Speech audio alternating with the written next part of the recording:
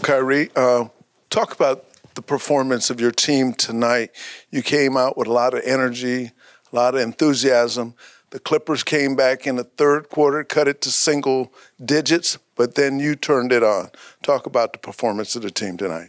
Yeah, I think we had a good start to the game, great energy, like you said, and we were just feeding off of that and trying to make the right plays. In a playoff game, game 3, it could go either way, just depending on how you start and also how you continue to be resilient in those next 3 quarters. So I think we did a good job of just sticking to our game plan and being aware that they were going to make plays within the plays and sometimes break it off. So we had to be aware of some of their quick decisions and be aware of T-Lue's play calling out of timeouts. He's shooting he has a pretty high percentage against us right now, so we obviously want to cut that down. But when it gets to the gritty part of the game, I feel like we responded and we kept our emotions and we were able to battle to the end and come out with this win. So I feel pretty good. Kyrie, congrats on the win. I talked to AJ after the game. He got his first playoff bucket. I know you've had a lot of accomplishments throughout your career, but I'm curious, do you remember your first playoff bucket? Yeah, I do, and it's something that you don't want to take for granted. I didn't take for granted, and I was telling those young guys when they got in, go after it. Minutes in a playoff game are just as important as any other minute. You just never know when your number is going to be called, so I'm glad that AJ answered the call and I was able to get a lob and feel good about himself, and we were cheering him on, and that's what team basketball is about. It's just everybody fulfilling their role, but also celebrating the small wins out there, even if it's at the end of the game. Jason was talking about the positive impact you had, even though you had 2 first-half points. You were a plus 10 on the court and doing everything else. How can you explain the process you go through mentally, just kind of staying patient, and then all of a sudden they get within 6 in the third quarter and you kind of kick into overdrive? I definitely would love to speak to that in detail in the future.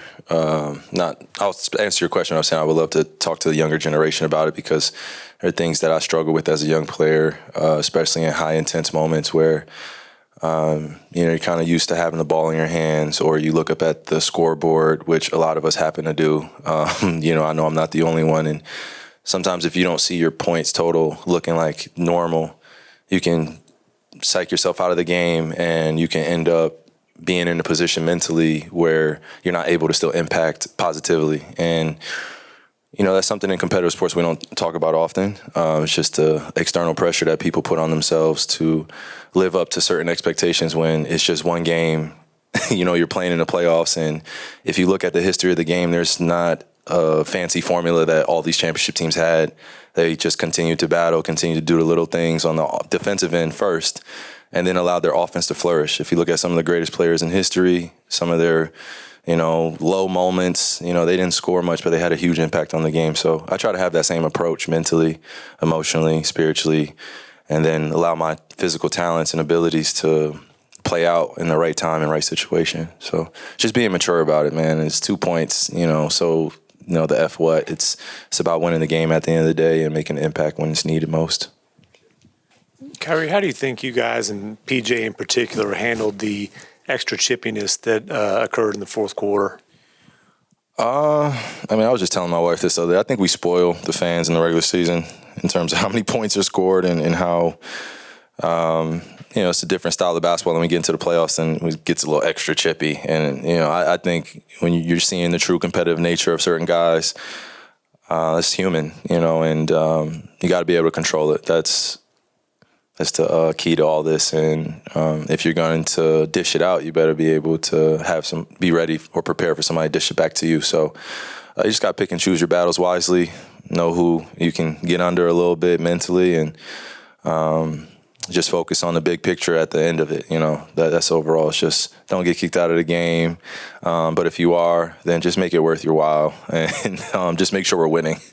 You know what I mean? Like, just make sure we're winning, and that covers a lot of mistakes. Is when you win, you kind of get exited out of the game. But I think things are going to happen throughout the rest of the series, and we just got to be prepared. And a lot of provoking going on, but it's just chippiness of the NBA game and just basketball when stretches get a little tough.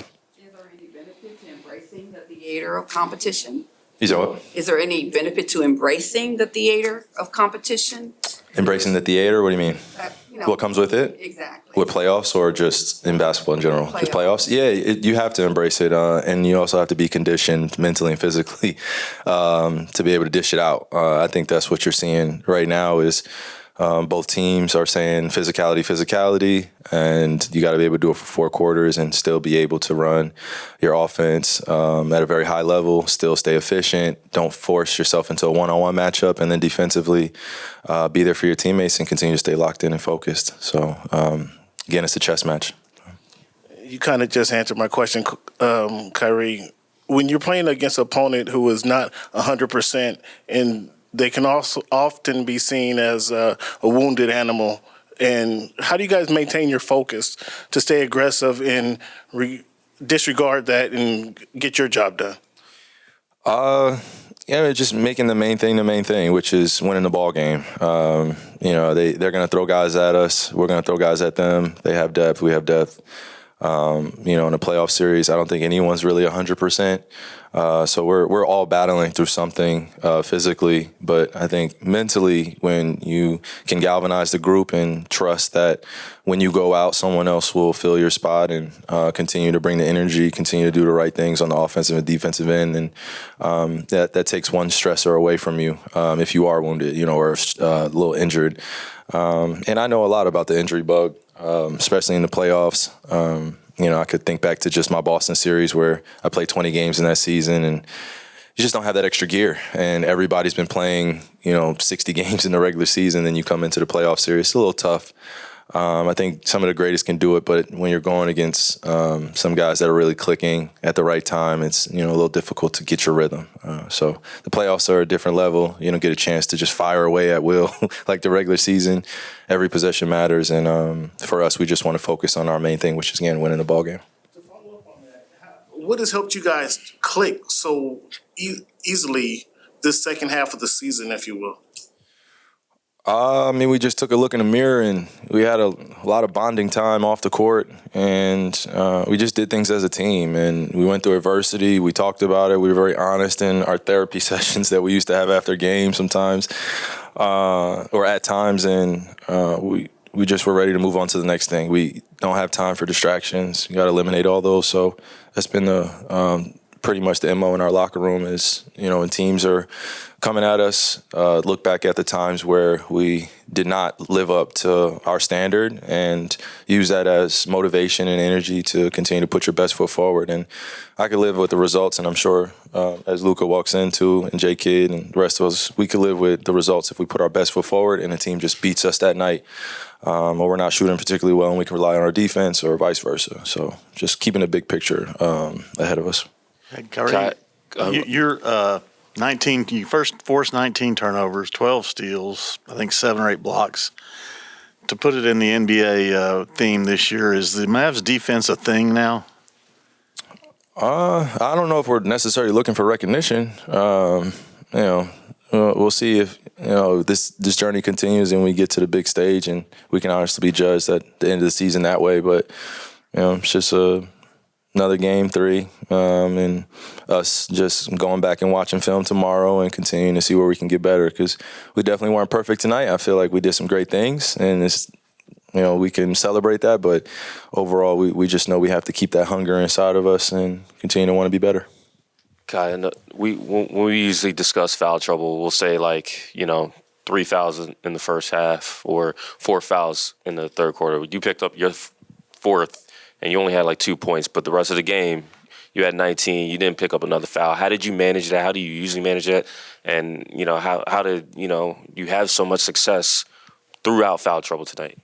Yeah. Well, I would like to continue my streak of not fouling out of games. I think that's a positive. I like to think of myself as a valuable asset out there. So just got to play it smart and also understand that they're going to be targeting me a little bit, and just be able to respond and just use my IQ to the best of my ability. It's not going to be the last time that I have 4 fouls. So just preparing for those moments and just reverting back to what I was talking about before, just trusting that the guy that comes in for me during that time also has that ability and belief and confidence from me that he can continue to either continue to run or give me a breather or give me time to be able to settle my thoughts, because there were some fouls that I was committing that are uncharacteristic, and I got to be real with myself and be accountable. Some of them I just can't commit, and so you look at it 2020 hindsight and you're like, I should do this better, but at the end of the day, it's a team game, so I got to trust whoever comes in with me, and those situations are going to come up again, and we just got to be prepared as a team to deal with them.